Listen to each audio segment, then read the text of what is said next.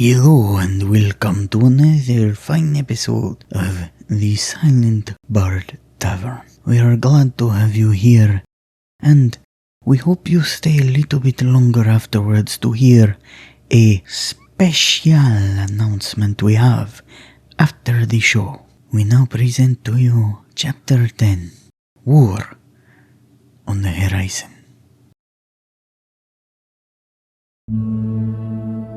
Least time on the Phantoms of Delva. And you cock your head back, only to realize that the world around you has grown dark. Chaff, you are stuck in a world of darkness. So she's gonna kind of mumble to herself, loud enough that everyone should be able to hear her. She's gonna be like, the essence of magic. So, you're saying that that's a heart? I don't know what this is, but it matches in appearance what's that fellow over there. Kick the body that I'm standing on, or standing near. Crushed to become whatever the golem creature was. I almost died yesterday, fighting some man in that cave, and thought, what a stupid way to die. It has been a while, yet it feels different this time. Darkness here seems foreboding. Am I dead? What happened? You reach in deep as you feel time itself is passing through you, and you pull back into yourself this energy and push through. And you find yourself 2.5 weeks since you were in that cave.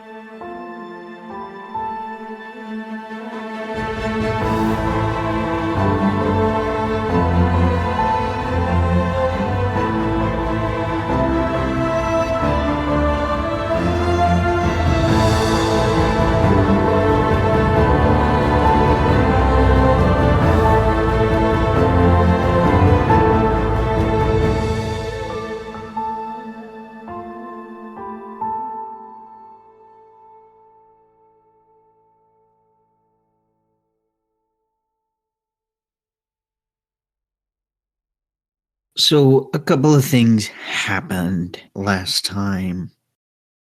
Arthur rediscovered some inventions of his, some magic practices that he hadn't really touched in quite some time. Hannah touched up a bit on her sword play and remembered some of the combat training she had received while traveling with her adopted tribe. And Chaff, you had an experience, right? Quite an experience. Now, narratively, that experience left you another 2 weeks out from where we are in our timeline. So I want to go over what happened as you channeled the divine power that has been granted to you. As you looked through the timescape and pulled it into yourself, what are some of the things that you saw and experienced that gave you the extra oomph to push through the veil and return to your body? All right, I'm ready. So the very first glimpses Chaff gets are of a time before there were soldiers, before there was forced labor, before there was even a Chaff, really. Can you describe to me what life was like amongst your people before they were captured? Very tribal, savage. Yeah, that's about it. Tribal and savage. You find yourself looking through the eyes of what might be an ancestor of yours. He's sitting by a fire, looking about. What sort of nightly rituals is he witnessing? as he sits here. My ancestor is roasting some meat from an unknown beast, and the other ones around him are in some sort of a playful dance, but it's very combat-like, with a lot of dodging among each other. Oh, and this is happening all in a cave. Is this deep in the ground, or is this a sort of shallow cave you would find among the hills? Well, it's not too deep in a cave, but the cave does seem to go pretty deep. The outside is visible. As he's looking around and seeing some dance, he smiles, looks back at the roast, and then the joyful dancing and play fighting turns into a bit of a scurry, and he looks up again and sees his fellow tribe members sort of backing away and getting into specific stances as a hooded figure, tall and slender, begins to approach their camp. My ancestor also immediately stands at attention. The cloaked figure halts just at the edge of this inner circle of their camp, and then begins to slowly pull away the hood that obscures their face, and these piercing green eyes stare out from the dark back at your ancestor. They begin to lower themselves and kneel, much in the same way that someone would to humble themselves before a stray dog or cat, with their hand stretched out, palm up. He lets out a low hiss, but doesn't move. The figure stays in this position for quite some time, patiently waiting for sort of the tension to ease and for someone to approach it. He is not the first one to approach. An older kobold, one who has had some experience with those outside the tribe, slowly approaches this figure and sniffs its hand, and then looks up at it for a good while, does a circle about it, and the figure remains still. And then several of the other warlike kobolds approach the figure as well. You could feel the tension is still there, but the younglings begin to ease a little and move in a little closer out of curiosity. He maintains his position. After a bit, the leader walks with the figure away from the camp with some of the warlike kobolds, and you seem to seamlessly fade out from this body and are transported into another one, and you're not sure when or where you are, but you find yourself out in a meadow amongst rolling hills. The sun is setting, and as you and what appears to be a few more of your tribe members are out picking some grubs from the ground, a figure approaches from the wood, but this time you don't have the sense of them being a stranger. This is a familiar face, one you've seen before, and internally you recognize this as being the same figure you had seen previously in the other ancestor. Well, this time he approaches slowly. The figure removes their hood, again much in the same way as before, and the same piercing green eyes stare down at you and your tribe members, and they reveal a basket that they're carrying, and several of your tribe members gleefully skip across the field, leaving whatever food they had been carrying to immediately go and greet this person. What does he have?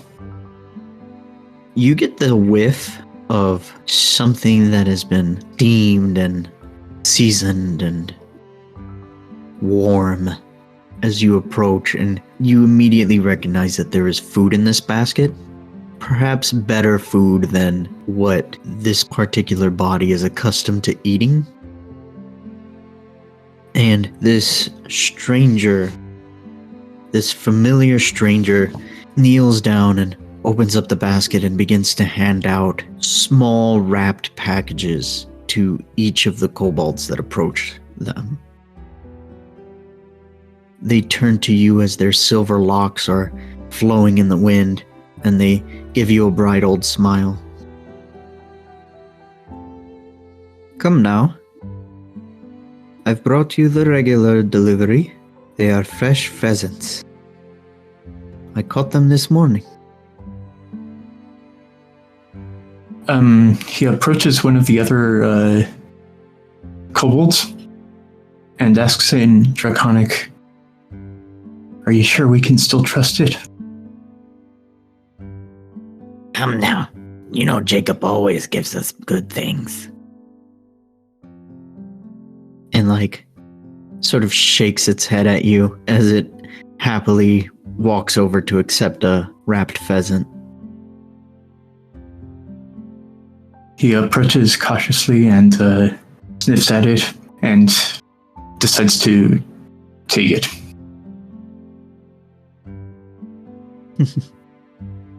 You're always weary of me, I see. That is good. Self-preservation is a sign of life. And then he reaches down and pats you on the head. Don't lose it. Lets out a low hiss and runs off. And as you're running, it seems your spirit surpasses the body you're in, and you rush through fields and mountains and dark, and suddenly you find yourself yet again in another body, another time. This time you're sitting right next to this Jacob, this pale silver-haired elf with green eyes, and as you're munching down on what appears to be a feast for kings, you look up into this familiar face, and it's not just familiar to the body you're in. Something about it is familiar to you, Chaff. You've seen this face somewhere before. Should I roll for it? Yeah, go for it. I'm gonna say this is an insight. Oh, not history. All right. 9 total.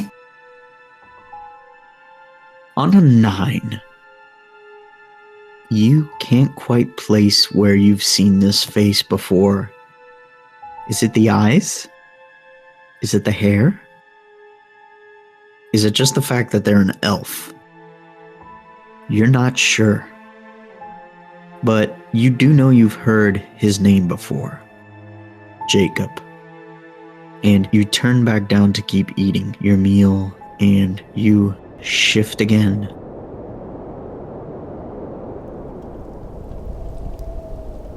And this time, your people are running frantic through a forest that is burning.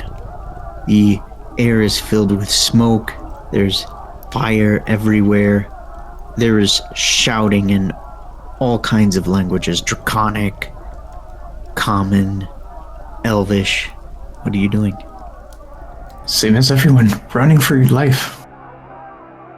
As you begin to run, you find yourself escaping this wood, only to discover that you've run into the direction of where the fire started.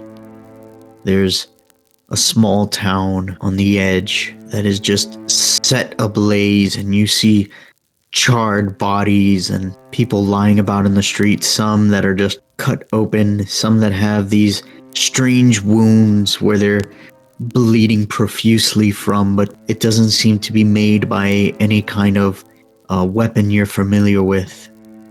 And as you look up above, there are these odd shaped clouds floating about. They are long and round and very slow moving. They seem to be lower to the ground than you're accustomed to. Lower to the ground. Have the dragons of old come back? I mean, for all case and purposes, these are blimps that you're looking at. But do the kobolds know what a blimp is, you know? No, they don't. And as you're staring up, suddenly your attention is being called. You immediately look down to who's calling you, and there's a figure that's completely wrapped in clothing from head to toe. You're not sure whether they are some strange creature you haven't met yet before, a race you've never seen, or if there's something about their outfit that obscures their true appearance. They have large circular-shaped eyes. There appears to be no mouth, but there are these bulges at the sides of where their cheeks would be.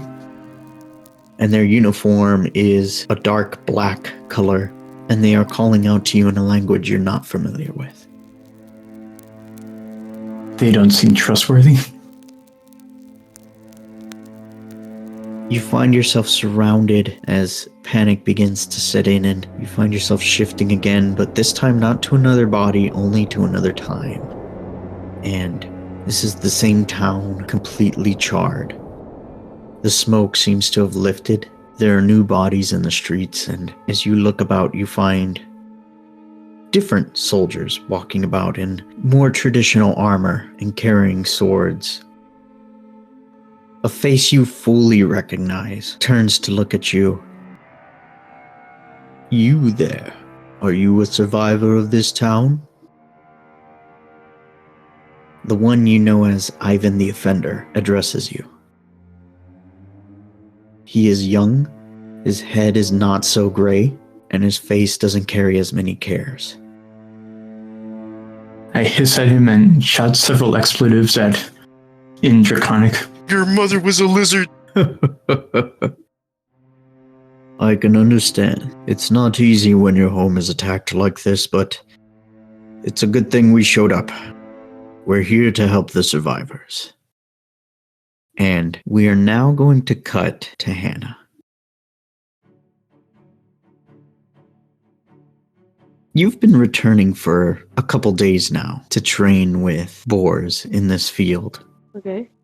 And as you return again, you find Boars is holding a weapon you're not familiar with. One that doesn't seem to be his usual blade. It has this almost erratic design to it. It appears to be constructed from multiple types of metal and shapes that have just been pressed in together to create this large blade. It doesn't look terrible, but it clearly was not made for looks. So upon seeing that, Hannah's like, whoa, let me see that, as she puts out her hand. You like it? It was my father's. It's certainly different. And she's looking at it. She's like, it looks very reliable. You think it's ugly, don't you? Yes, I'm sorry. I always thought it was strange myself, but this was the sword that got him through the war. It must mean a lot for you to have it. It does. It seems it's all I have left of him. And Hannah gives it back, and she's like, well, let's see if you could swing it around. All right. How about we practice your long game, huh? My what? You are a magic user, no? Yeah, we can do that. All right. And then he proceeds to draw a circle in the ground. Come at me. If you can get within this circle, then I will consider that you have actually improved some in the time we've been practicing. She's just gonna run in unarmed. He swings this blade, and for some reason it pulls you in. I need you to make a strength saving throw. Dirty 20. Nice. You feel the tug from his sword, but it's like wind passing over you, and He chuckles as he takes his first real swing at you, getting closer. Can I dodge? So you're dodging this? Yeah. Okay. It is at disadvantage. Does a 13 hit? No. So you move out of the way and this swing goes wide over you. He immediately goes for his second swing, which does catch you from the blunt side of his sword. That is 11 points of damage. Yikes. As he hits you with this second blow. Alright, got it. You were supposed to attack from distance. And she's just kind of like, I got too excited. And then I'm gonna cast Vicious Mockery. Okay. She's gonna What's say, the save? the DC save, it's 13. You think you made a good hit? Well, you missed. You missed the first one. I would have killed you if I was more experienced. That dude with the sword, he would have killed you. Wow, you had to go the nuts there. Emotional damage. And you said it was 13? Yeah. He fails. So roll your damage for it. Oh my gosh. 2. He shakes his head at you and then proceeds to back away from you with his guard up. I'm going to then cast. Kind of want to do Thunder Wave, but I don't want to kill him. That would be fine, right? Do whatever it is you Let's do want to Thunder do. Wave! So Hannah's gonna be like, this is a new one I learned. I really want to see. So it's 15 feet from herself. He's within 15 feet of me, right? Yeah. Okay. He has to do a Constitution saving throw. On a failed save, he would take 2d8 thunder damage and be pushed away 10 feet. On a successful save, the creature takes half as much damage and isn't pushed. Okay. It's a Constitution save. And he definitely passes. So go ahead and roll your damage.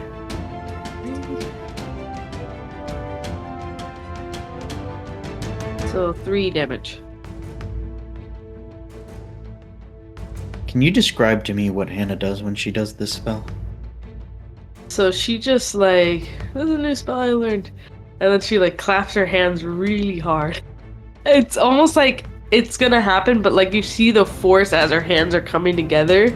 So her hands almost look like they slow down for a brief moment, and then it just, you see like this wave of sound. And this resounding boom echoes through the air, and Boars immediately moves to cover his ears and bends down, gritting his teeth, as you see the sound ripples through everything. That was not bad, but you'll have to do better than that. And he seems to swing his sword back again in the same manner as he did before, and I need you to make another strength saving throw. By the way, don't grit your teeth if you see a shockwave coming at you. Yeah, perfect way to be like. If you grit your teeth, then your teeth will shatter. 13. 13. So you feel this same tug again draw you into him as he moves to strike you again. Dang. Oof. I bet a 9 doesn't hit. Nope.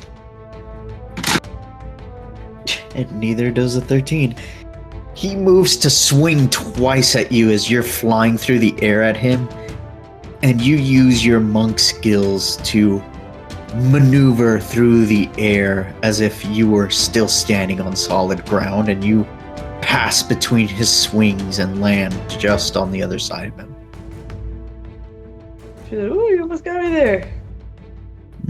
Where did you learn to do that? Pure panic. That's what that was.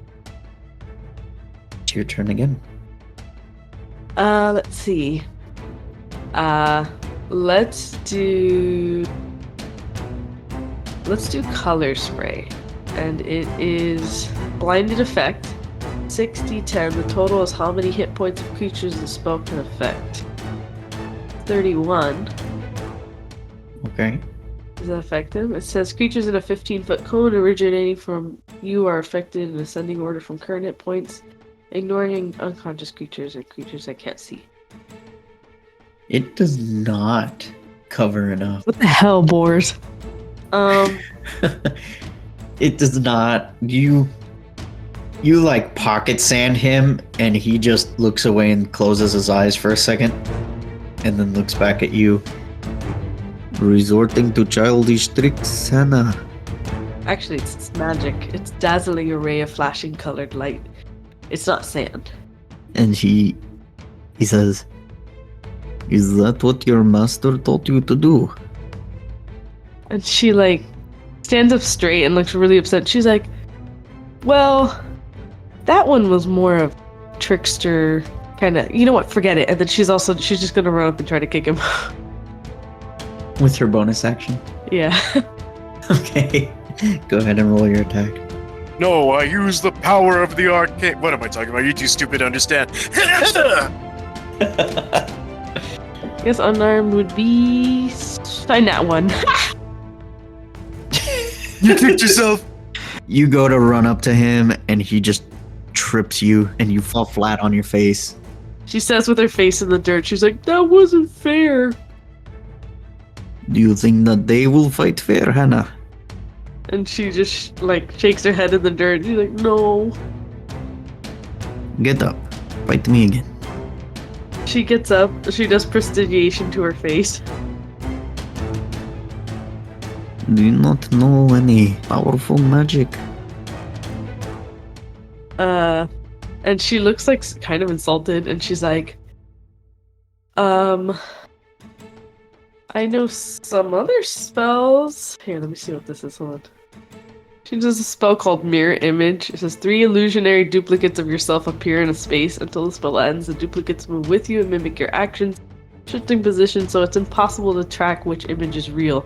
You can use your action to dismiss the illusionary duplicates. So, yeah, every time he targets me, I have to roll a d20 to determine whether the attack instead targets one of my duplicates. So she does that, and she's like, okay. And then she does like a little juke, and she's like, try to hit me. He's like looking between the three of you, and he positions his sword again in the same stance he had before. Make me another strength saving throw. It's 5. 19 definitely hits. And a 7 does not. Well, I think I have to roll a d20. I don't attack during the spell, so I have to roll a d20 to determine whether you attack. With 1 duplicate, you must roll 11 or higher. With 2, you must roll 8 or higher. With 3, with 6 or higher. Okay, so yeah. He definitely hit an image. He also rolled an 8 on that second roll, so does that hit? Yeah, he hits the other duplicate. Okay, so he destroys both as you slide between his legs, and he immediately looks back.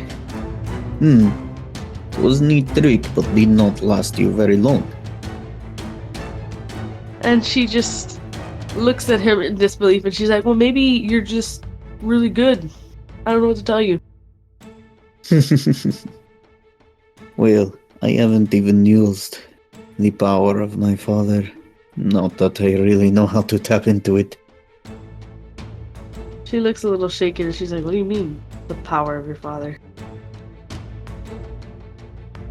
Well, you see, my father had a special gift. He was what you call an Amagus, or anti-mage. It was the power that gave him the ability to face the Knights of Kree. Yeah, I'm sure that was something. And she just readjusts her composure. She's like, well, why don't we finish this? And then I'm gonna do the Thunder Wave again to get at him. Okay. What did you Nat roll? 20. He doesn't even block his ears this time as this boom courses through the air. You know, that didn't work so well last time either. You know, I'm just learning it. I think it's a me thing. I'm pretty sure it's supposed to be cooler than that. He starts to like pick his ear with like his pinky. Yeah, it gives me a bit of a headache, but that's about it. But I have been told I have thick skull. She nods her head and she's like, I can see it. I can see it. Now, how about we go get drink? Huh? And she kind of shakes her head. She's like, I'm not really in a mood today. But it's my last night in town. Wait, you're going out of town? How come I haven't heard anything about it? Oh, probably because Captain doesn't want Arthur catching wind of anything, but they are moving the crates out. Oh, They are shipping them off to a camp just outside of New Flora. Something about the need for new weapons. And, of course, they are trying to focus as many troops as they can. well, what about here? You guys don't need the protection?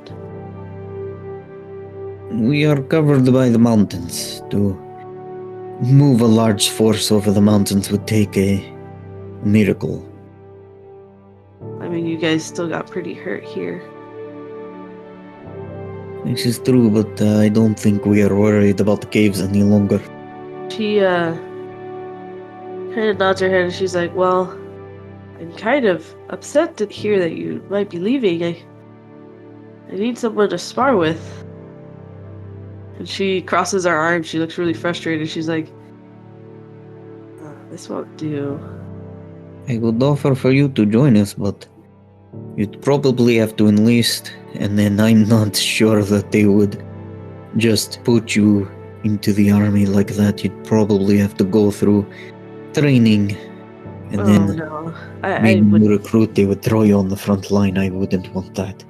I don't want to be in the military. And she, kind of looks away and she's like, alright, well, I hope you rest up and catch you out. All right. But will I be able to see you at least before I go? I'll make sure to at least send you off. I'd like that. She's like, of course. I'd like to think we're friends. I put him in the friend zone. Friend zone. Psychic damage. He just falls over and dies.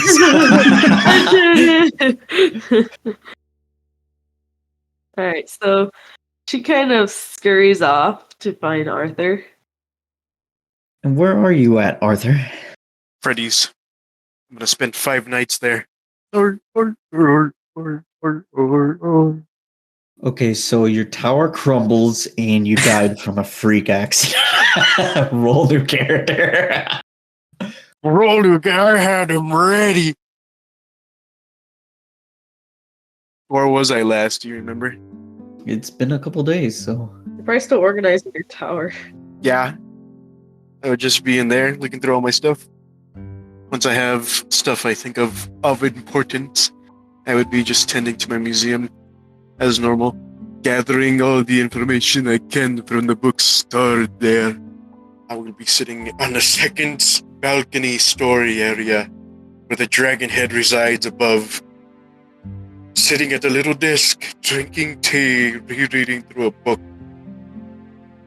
Okay, so Hannah, she kind of rushes in and is starting like, Arthur! And she's like running around. I'm just gonna stay upstairs reading because I don't know what you're doing, so I'm just gonna let you do that.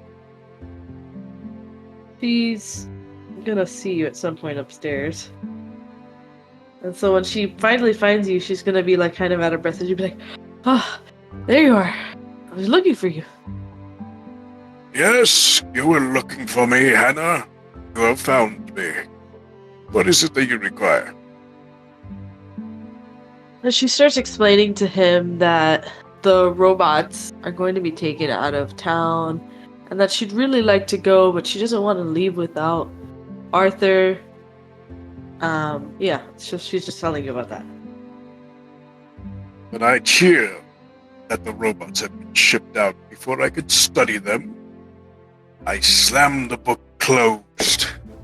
Simply look off out of a window or towards the ceiling, whichever I have in this old decrepit building. So, without a word, ship them off, Azzy. It seems people are forgetting their place. And Hannah looks a little shocked at the statement, and she's like, yeah. I remember those in the cavern, but I didn't know you were that interested in them. I've never seen their make, and I requested to have everything recorded before being touched or moved. Well, apparently the captain has been hiding this all from you, my source says. My head just snaps towards Hannah, just looking her deeply in the eyes. Source. Very well. We will go to this encampment and at very least take a record of what I wanted. And she's like, yeah, let's go do that. I'm gonna come with you. Arthur, what is your homunculus doing at this time? Putting back the books that I finished reading. Hannah, you see this clockwork dragon flying about with several books in its hands. So I see a dragon with books. Yep. Her head kind of snaps towards him. She's like, what the heck is that? A secret of mine, my past specifically. Well, I'm looking at it. What? It was supposed to be a tool of war. But as you can see, its design was never finished. This is only a prototype. Pretty cool. I'm surprised I haven't seen it since I've been here. What if it's a secret? Why do you let it just fly around? It was a secret. Its design for war is still kept that way. Well, isn't it possible someone can just take it? It's possible they can take it, and it is very possible I know its weaknesses. She just kind of scratches her head. She's like, I don't think you're paranoid enough. In all due time, my things return to me. I have no fear of them being stolen for long. And she kind of like salutes him a little, and she's like, of course. Well, let's get going then. So we're going to this encampment, correct? Aye, Captain. Then I will go and get my rifle, my uniform. Actually, my whole backpack. Just put the uniform in the backpack, have the rifle slinged. Okay, so you both are leaving the tower. Where is Hannah going? I'm following Schmeck. I'm going in my tower to get my gear. Is he just getting ready for a journey? He's not even... Okay, so I'm already... I'm just gonna follow him and be like, you know they're not leaving till tomorrow, right? Yeah, he doesn't even know where he's going. Just grumbling. I put the backpack back down but keep the rifle. Where do you think we should go then, to waste time? Is a great question. The tavern. And we could also mess with the captain, if you want. We don't have to. But I think it would be nice to give him some sort of notice that we were going. But that's just me? Correct. The captain withheld information from me. That's true. It is only right we do the same. You're right. You're correct. You're absolutely correct. This is why you're the master and I am the student. Thank you. So you guys are headed to the inn? I'm staying put. Where are you? So you know what? This is what I'll do. Chaff. The real chaff. Chafer. It's gonna become a catchphrase. I'm gonna put it on a shirt. Chaff, the real chaff. You really don't have to include me. Okie dokie. What is it? You find yourself shifting through time again. But this time it's not to an ancestor or to someone you know or someone that's familiar to you. You find yourself staring up at the ceiling of a wooden structure, and dust seems to be sprinkling down on you as the wood creaks above you. You begin to sit up a little and you look down and you find that you're not even in a kobold body at the moment. Whoa, what's this? I can see more colors. You look around the room and it is not, again, something you're not familiar with. You're used to caves. This is a room in an actual building. There's furnishings and a desk, a chair, a carpet, and there's an open door that seems to lead out into a hall. And you hear someone call out, "Jacob, are you awake yet?" Yeah, I'm awake. This voice comes out very strange to you. You are not familiar with it. It isn't yours. In fact, it startles you that you can even speak. "Well, come down and have breakfast." Right, be right down. As I put on my clothes and shoes. And it takes you a minute. You come down, and a lot of this space is of humble nature. Not quite as humble as a cave, but for elves, it is of humble nature. The structure is very rudimentary. There are some patterns carved into the wood and the moldings, but nothing like the fine halls of Rivendell or some other well-known fantasy city. It's very basic and plain, and you come down and sit at a table, a rather large table, with many seats. A few of what you assume are your siblings are already sitting at the table, people of various ages. In the kitchen is a older elf woman who is slaving away at preparing a meal.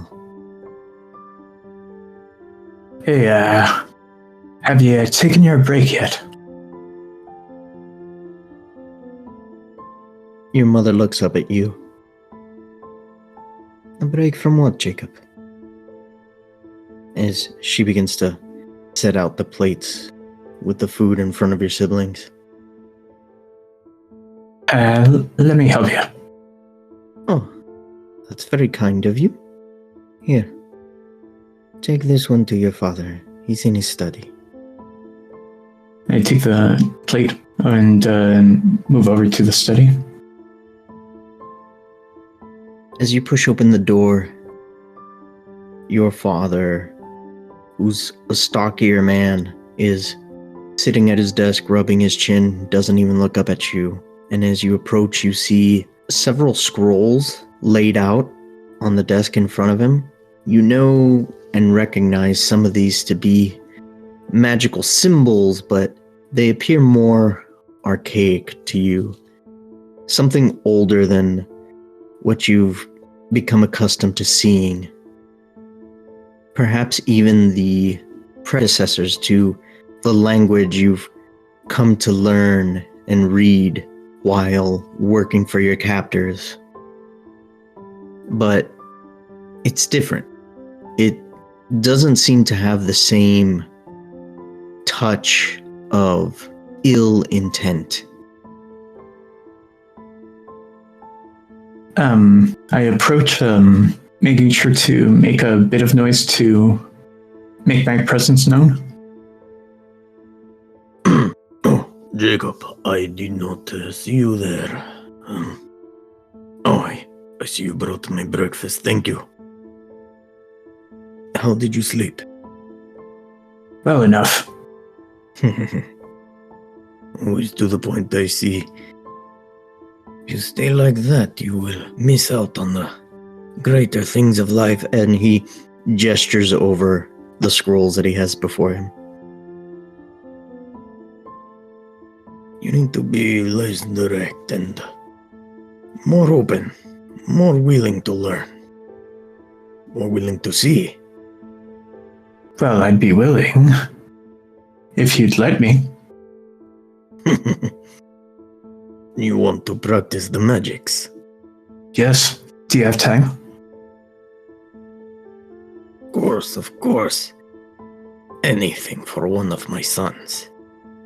And you shift to another time, and you find yourself again in this same body, and you are standing in a field in the dark as the pale moonlight washes over you, and you take in a breath. Ready. 1, 2, 3 spectral swords materialize around you. Are you sure? As your father materializes 5 swords of his own. It's the best I can do. Remember, the swords are not an extension of your will, but your mind. The weaker your mind, the weaker your blades. And the more I fight, the stronger I become. And we cut back to Hannah and Arthur.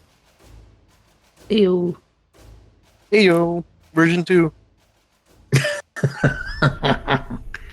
We're robbing the tavern. Oh, since I live in the tavern, I might look around and see if I see Boar. Boar. He is sitting at a table again, kind of by himself. You kind of see the other soldiers in the inn are avoiding him to a degree. They wave at him, they acknowledge him, but they don't seem to want to sit at a table with him. Hannah sees him and looks at Arthur and she's like, why do you think they're ignoring him? 'Cause he's short. Short king. He is not short. Why don't you ask and see why he sits alone? That seems too personal. She's like, come on, let's go sit with him. And I'll just follow her. So you'd sit at the table with him but not ask him why he sits alone? Alright. Have it your way. I mean, you can ask if you want. I was all too well going to ignore him as well. Well, then why come to the tavern? You invited me here. She's like, you actually sit there with him. I have something else to do. And she goes to the front of the bar to talk to the lady. The bar lady, whose name escapes me. I have it written somewhere. Is Arthur actually going to sit with Boars or no? Sure.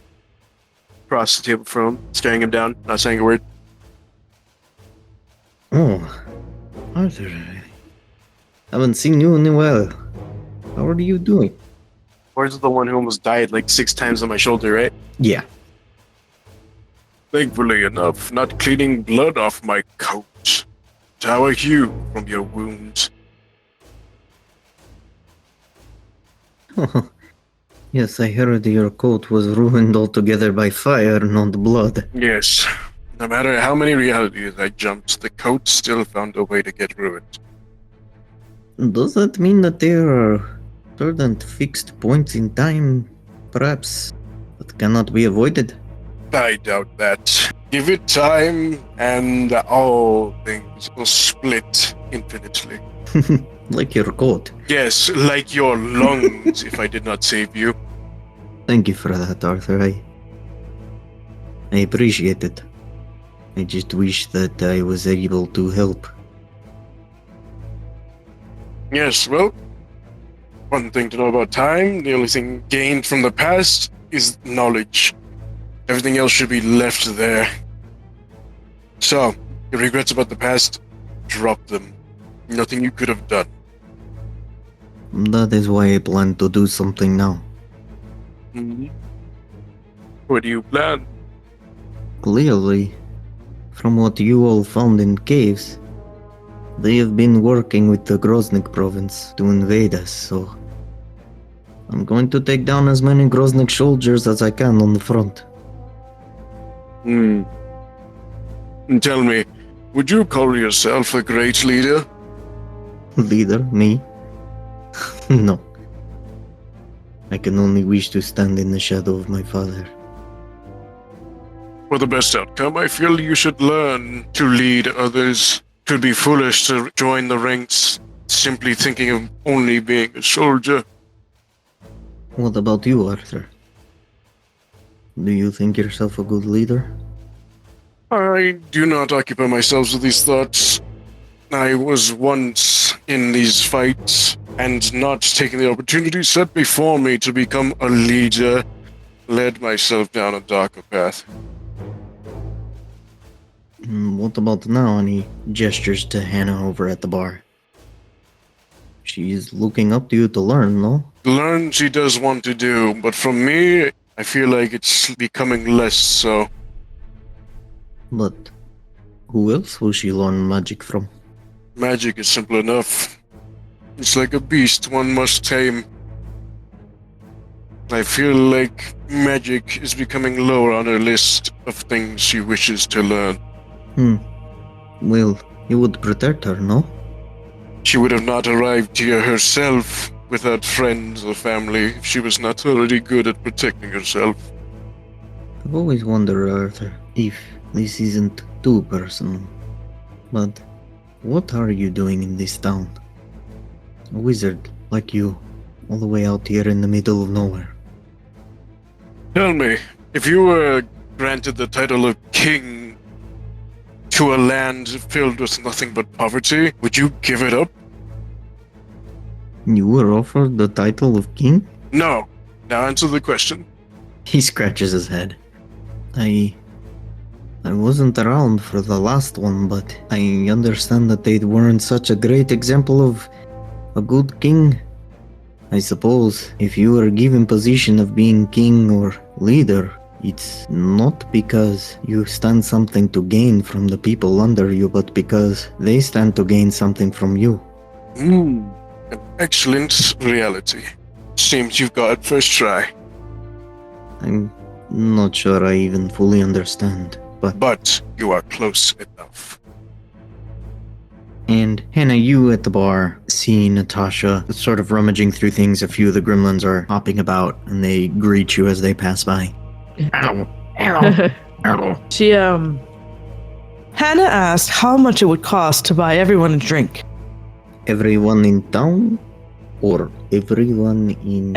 Everyone in the bar, around their drinks for the bar. It is still fairly early in the day, but if you really want to, there aren't many people here. Perhaps 10 silver? How many people are in this bar right now? It'll be expensive. I'm asking how many people are in this bar right now. At least 7 soldiers, 3 commoners, a wizard, and a bard monk. 7 goblins, a barkeep, and a mouse in the corner of the room. I was gonna say about 15 people. And it's not full? Right, I thought the soldiers were all drinking before their big ol'... Okay, so I'm gonna buy a round of drinks. I only have gold. How much does that transfer to silver? It is 1 gold. 1 gold is 10 silver. Okay, great. She buys 1 thing of gold and then she's like, is there a piano in this place? There is not. Okay, well, I'm gonna use the lute or the drum, whichever. I think I have a lute on me. Yes, I have a lute. So she's going to start and we're going to do the. Pokey pokey. Drum and bass jungle remix. Okay, sorry. We're doing the eye of the tiger. No, this is the countdown. It's the final countdown. Oh no, I know exactly what song you're doing. Fortunate Son. Silly. You start singing this song, and the goblins start taking out drinks to everyone that's there, and they set one in front of Arthur and Boars. I shove it to the side. He's a jerk. The first time you try to buy me a drink, Hannah, I said I don't drink. Are you not going to drink that? And Boars reaches over and takes Arthur's cup. More for me. If it was tea, you would have seen I wouldn't have had the same reaction. And I go and roll me a performance Hey, we're check. about to have a natural one. If you roll on that one, you do 1 psychic damage to everyone in each game. Do it, Hannah. I believe in you. I believe in me too. It was a nat one. Oh my gosh. Everyone bleeds from their ears. Fuck. Can I really? Okay. I mean, that one is only a critical fail in combat. But yeah, you still did pretty bad. Oh my gosh, I'm so embarrassed.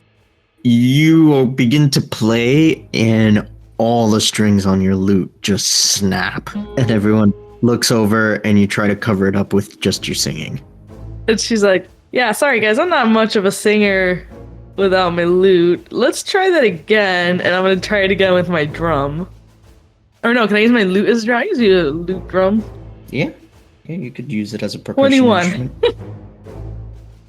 And do like a war, like, Nice. bum, bum, bum, like kind of thing. They seem mildly displeased with that kind of sound, but nobody really grumbles or says anything. They just take their drink with gratitude. And as you're doing this, the doors swing open and Armin comes in, acknowledges you, Hannah, and then sees Boars and Arthur sitting at a table, and he approaches. Mr. Wizard, Boars, Armin. Armin Hammer. His voice changed again. It went much more southern before. It was Yeah, it was a southern. little southern before. He's in a mood today, alright? He came in. I just watched somebody ride a bull into the sunset. Got me thinking about my homeland. Got me thinking about my homeland, Texasonia.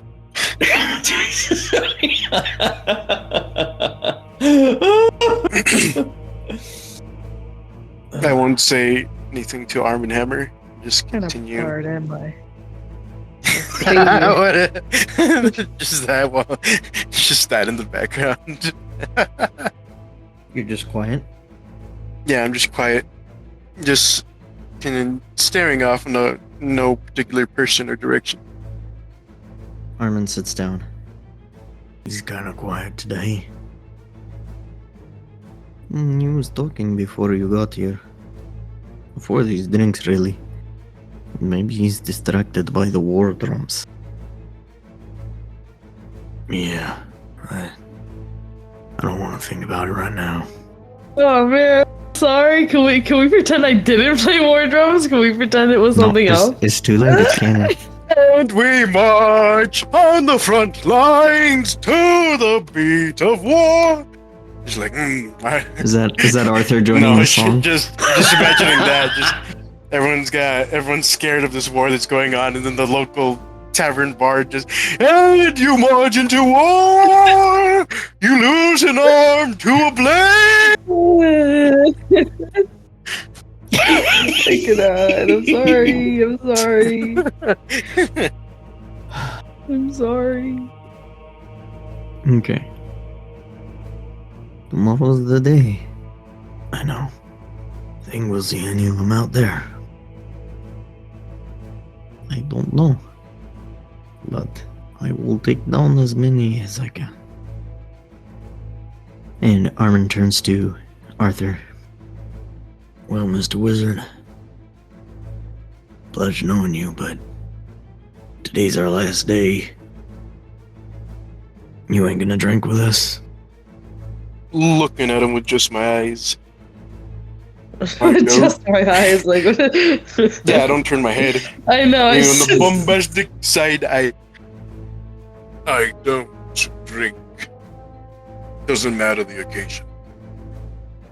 Bad experience or just some kind of wizardo? I think his magic goes crazy if he gets drunk. It was a promise, and I don't break promises. Promise to who? Information for me to know. So secretive. And him and Armin are laughing. I hit him with the Jimmy Fallon laugh. No, I'm just kidding. I'm just still sitting there. Edgelord. Is Hannah done? That's up to you. She's done. She's done making a fool of herself. She doesn't know she made a fool of herself, but she did. But she comes back to the day when she's like, man, I did not think my loot would break on me like that. Oh, is that why you were playing the war drums? It's like, yeah, I had to improvise. Save a little face, you know? It was good. Boris kind of like immediately stuffs his face into a cup after saying that. At least I could beat you with my music. Hits him in the head with the loop.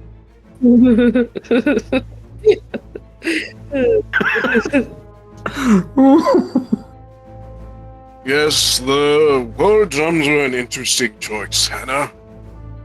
Not to say I would have made the same, but I'm sure in other realities your loot worked perfectly fine. Can we stop talking about my loot? Let's talk about something else. How are you guys? Interesting subject. Harmon is leaving. 'Tis his last day, if I'm correct. It's almost everybody's last day here. I'm gonna leave the town with the skeleton crew. Everybody's getting shipped to the front. Oh man, that's wild. What time are you guys leaving so I can send you off? Boris kind of like looks up with an odd expression at Hannah.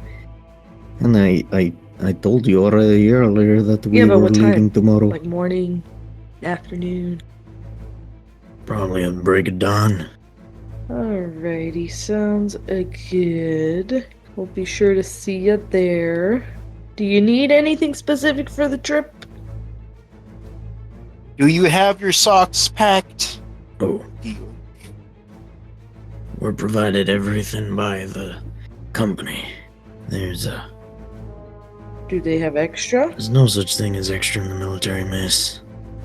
Well, I'm wondering too. She's not familiar with the customs. She's also a wanderer. I'm also curious about my friend. I'm curious about how the treatment of Chaff will be going. Oh. You mean the kobold?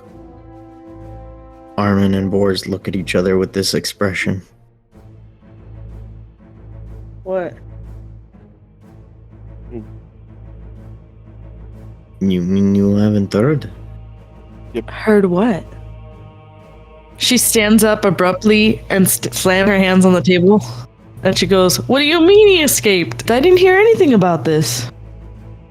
Yeah, he escaped the other day. Nobody told you? No, he just broke out of the cell? Nope. Well, no. And he looks at Armin. We're not really sure what happened. Some people think he just walked out. That's so weird. Do you mind? I'm gonna go, I guess, investigate. I'm just so surprised. And she kind of gets up abruptly and leaves. Wait. Young miss, it's probably not a good idea for you to head into town. It's probably not a good idea for you to head into town hall right about now. And she looks at him kind of confused. She's like, "Why not?"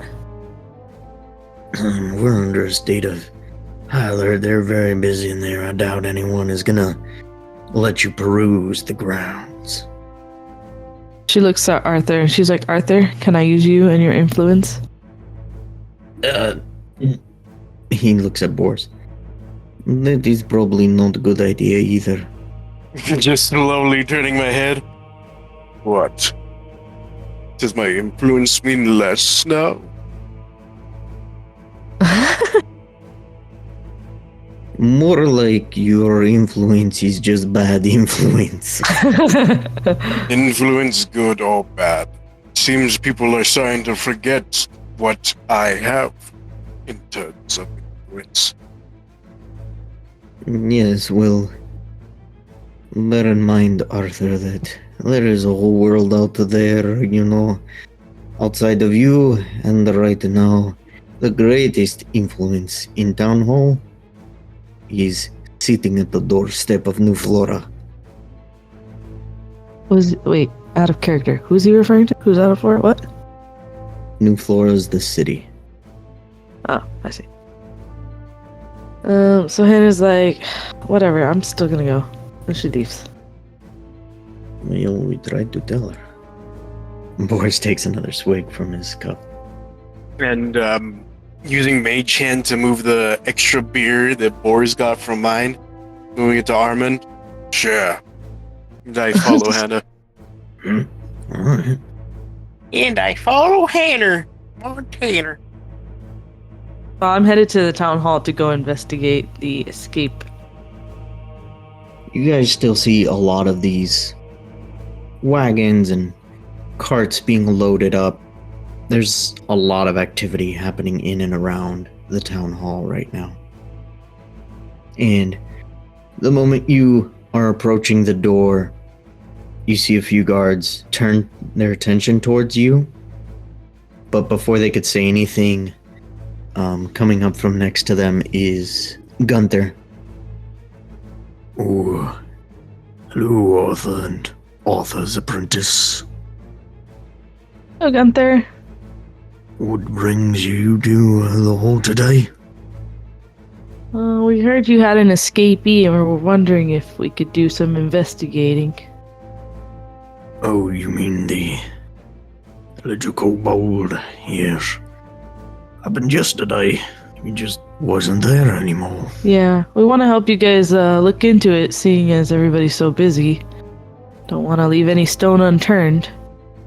Well, you're welcome to, but everyone around here just figured he'd probably die in the wild by himself. And she just kind of nods her head and she's like, well, thank you, Gunther. And she just heads towards the cell. He stops you before you walk in to the building. I'm afraid I can't let you. You just said I could investigate. Right, you can go find him, but I can't let you into the building. What if he used magic in the cell? Wouldn't that be something I should look at? Use magic in the cell or not matters not. I cannot let either of you into town hall. When he says either of us, I stand at attention.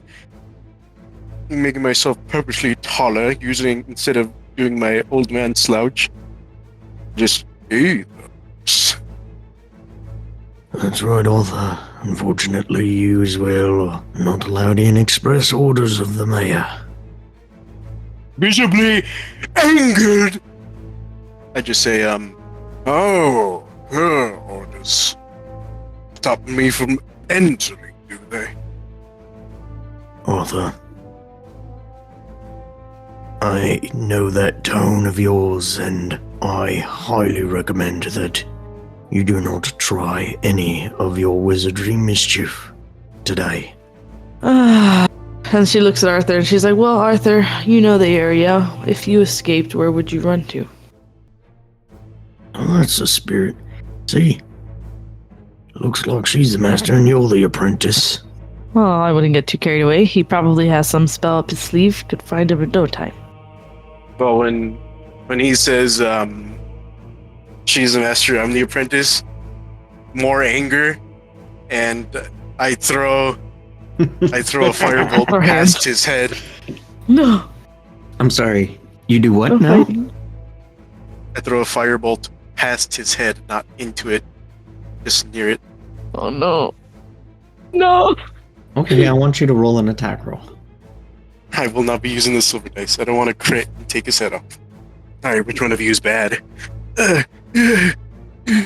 I'm asking you to do this because to throw a firebolt past him, you were essentially firing a spell into a crowd of people. Oh, I thought there was Oh, a we're wall near behind him. people? Yeah, I thought if we were like right behind the wall. Yes. Did you not hear the part of he had to pass guards to stop you? There's a bunch of people walking around doing stuff, literally outside and inside. I thought we were town really close to hall. a wall. I didn't hear the Alright, I part got where you, he I got Not you. like I'm Still gonna gonna do do a it. vision to try to convince him that we won't be in anybody's way, so we could totally just go in and out, and nobody would notice because they're so busy. You'd have to stop my fireball. Wait, you're already doing it? I'm about to roll, so like if you Are you still doing this? well, Now that you Pretty good with the understand rest. better the situation. yes, I would still like to. It would be Oh an my impulse of God. Arthur's. I would make it slow though, like something that I would allow Hannah to notice. It doesn't matter. Roll your attack. I would like to make it slow, something I let Hannah notice in case she wanted to pull my hand down and just make me hit the floor or something, but I would still roll for it. Oh, I see. So can Hannah do anything? Honestly, though, what can she do other than impose disadvantage could- on you? Yeah, pose disadvantage. I would allow her to try to make me fail. It would be like a I dex or grab a his sleight of arm, hand. yeah. Or like a strength, yeah, a grapple. So then roll a disadvantage because she doesn't have anything that mechanically can actually stop spells. It's not like she has counter spells somewhere in there. Let's say I like redirect his hand like to the sky or something. Okay, so roll with disadvantage.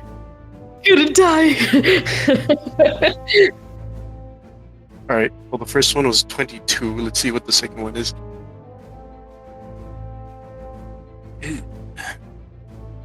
24 and 22. So, 22. Roll your damage. 0 means 10, right?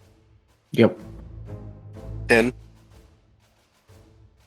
You angrily flare up and summon a flame into your hand, and Hannah instinctively goes to push you to get you to stop, and you release this bolt which flies past Gunther and slams into a soldier, bursting into flames, and immediately everyone else around draws their weapon and points it over at Arthur. I warned you, wizard. And he signals for them to close in on you. And you see some other troops rushing over to help the one soldier that has caught fire, putting out the fire.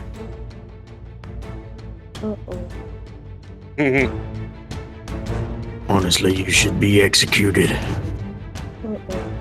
But I don't think the mayor would like us acting in haste like that. Hannah, you should step away from Arthur. She kind of steps away and she's like, I'm sorry. Like saying to Arthur, like, I'm sorry. I tried to stop you. And going back to my regal pose, taking a deep breath and letting it out. Just people have forgotten. It's best they remember, and 'tis best you back away. It's a villain. Let us see how the little lizard escaped. These guys are approaching you with handcuffs, and they have guns pointed at you. No one is listening to you right now. Hannah understands now. Hannah's like, oh, he wanted to get into the prison. I understand now. I stand unfazed in my regal pose, which is just the hands at the back, standing straight. Are you going to... Fight them? No. So they cuff you, and they begin to take you inside. While they're dragging me off, I just say to Gunther as I'm walking by. There is many realities in which I held power over this land. Be grateful you're not in one of those. How fortunate for me, wizard, that this isn't one of those realities. And honestly, how fortunate for everyone it isn't. If I didn't know any better, I'd say you were part of the old regime the way you hold power. Old, yes. Old can teach you many things. He looks at everyone around who's very tense. You even hear some of the bolts cocking in some of the guns. Be careful what you're saying there, wizard. The mayor can only protect you so much. And they haul you off. You got some thick plot armor, bro. And Gunther turns to Hannah. You should trot on unless you want to get caught in the same cell. He's like, right. And she just kind of goes back to the inn to her room. So they lock you in this cell, Arthur. And you are alone. They don't even have a guard standing watch over you. Who would trap a wizard in a cell all by themselves? It's common knowledge that knock is a low-level spell. Oh wait, not in... Yeah. Not for a world where Yeah, I just... people That's why don't I really just know gave it magic. to mind. I was like, nah, wait. Not for magic. Big scary.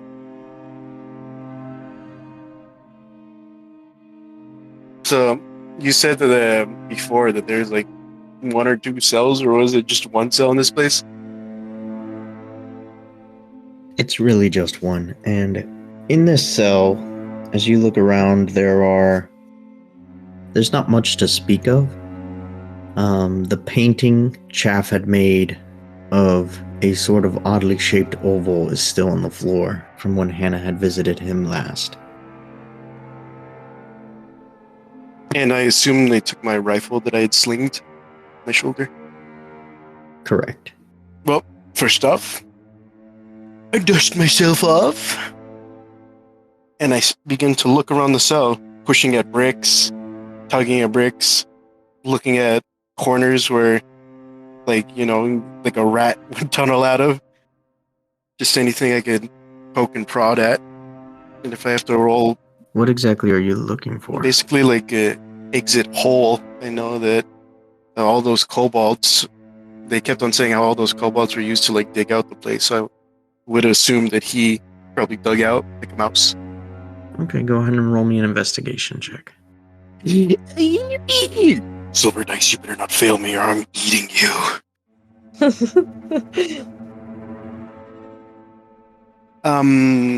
You punk. It's still gonna be good because I have high intelligence. 19. 14 plus 5.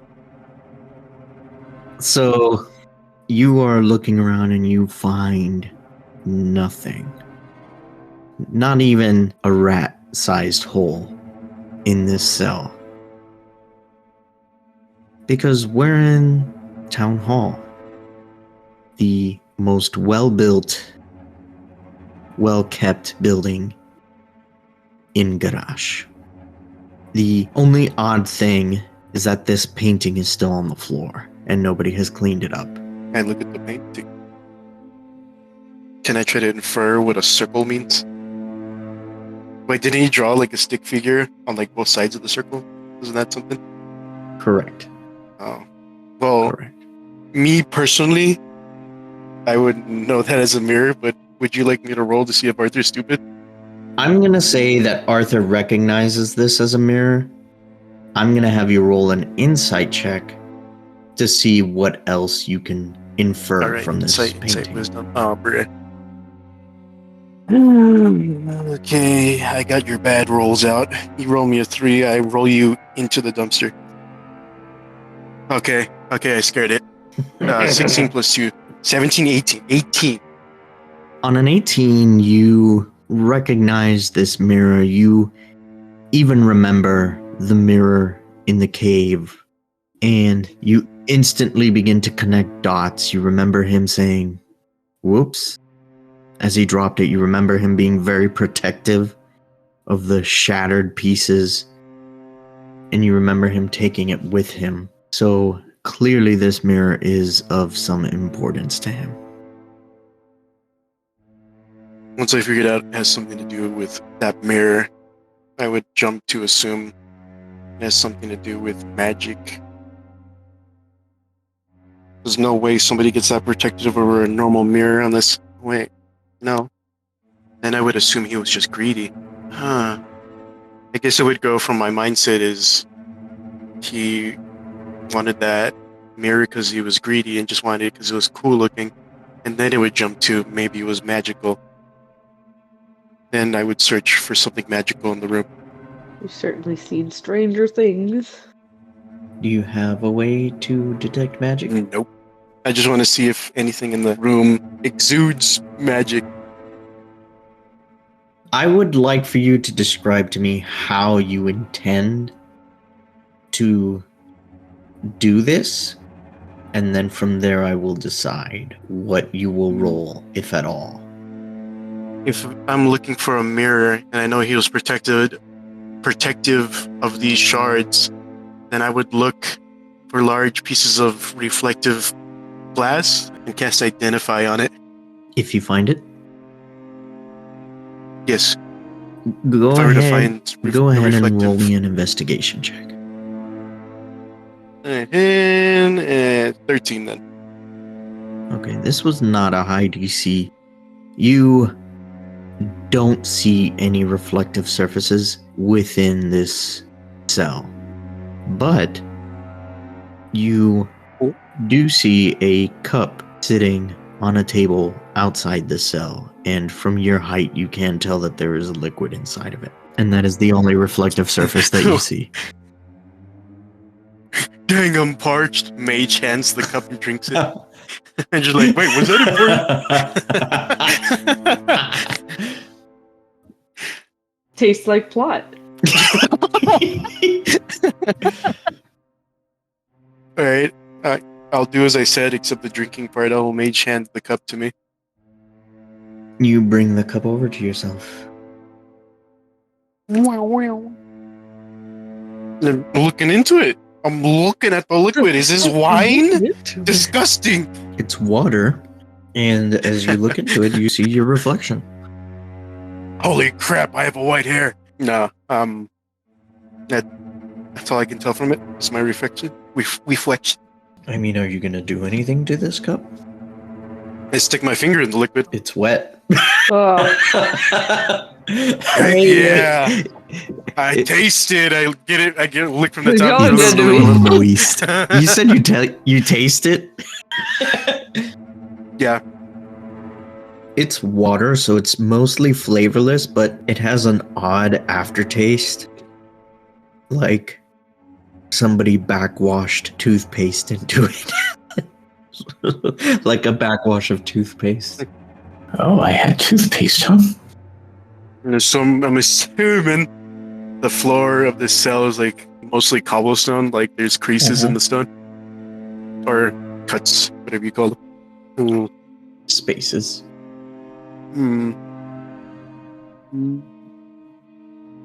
Oh yeah, I wouldn't have that stuff. I took my stuff. Them punks. I guess first I would examine the cup. Is the cup unique in any way, or is it made like It's a here? regular old cup. You know. All right.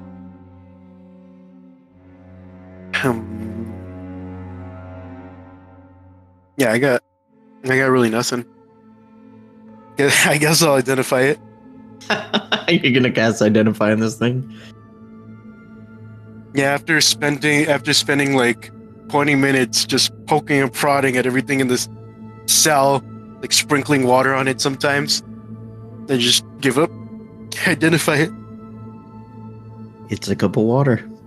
And as you're sitting there with this cup, you begin to hear footsteps approaching the holding cell.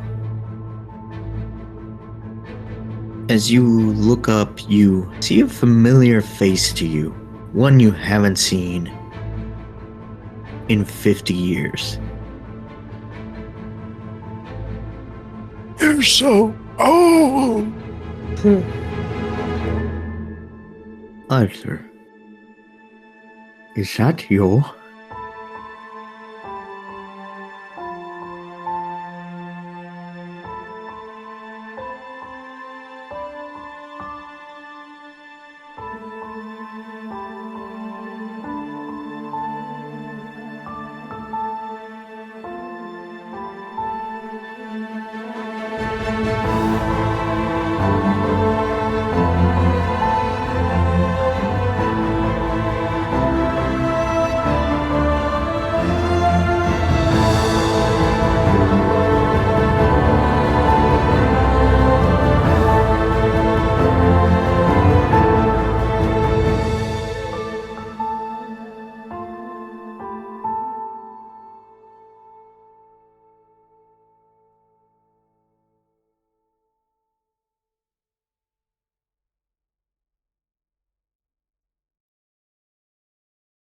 Hello, all of you internet friends, and thank you again for listening to yet another episode. We are so happy to hear you here. I cannot express that enough. We thank you for listening and joining us. We thank you for those of you who have been sharing, liking our content, following us over on Blue Sky. But in the way of announcements, we just wanted to let you know that we did it. We've pretty much come close to the halfway point of our first book, or first leg, story arc, whatever you want to call it. We are calling them books for this campaign. And coming up in the next few episodes, we will have a guest with us and a few minor changes. You've been getting used to all these elves, but we're going to be dwarfing up the place. But don't worry. It is still very much a part of the story that will be starting in the next episode, and it will be 3 episodes long before we return back to Arthur, Hannah, and Chaff. Thank you again, and we hope to see you next time here on the Silent Bard Tavern.